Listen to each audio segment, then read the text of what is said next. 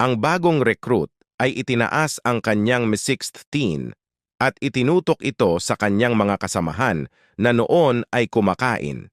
Gayunpaman, hindi sila natakot at ininsulto pa ang recruit na tila walang lakas ng loob na magpaputok. Isang veterano ang diretsahang sumunggab sa dulo ng baril at sinampal pa ang recruit. Siya'y tumalikod at umalis. Ngunit habang nagpatuloy sa pagkain ang mga veterano, biglang may granada na itinapon. Iniisip ang pang-aapi at kahihiyan na kanyang dinanas, nagpasya ang recruit na tapusin ang lahat. Binuksan niya ang pintuan ng dormitoryo at pinaputukan ang mga natutulog na sundalo. Nagising ang lahat dahil sa putok ng baril. Ang mga veterano ay nagtipon ng lakas ng loob at dahan-dahang lumapit sa pinto. Ngunit sa hindi inaasahang pagkakataon, biglang lumitaw ang recruit sa pintuan.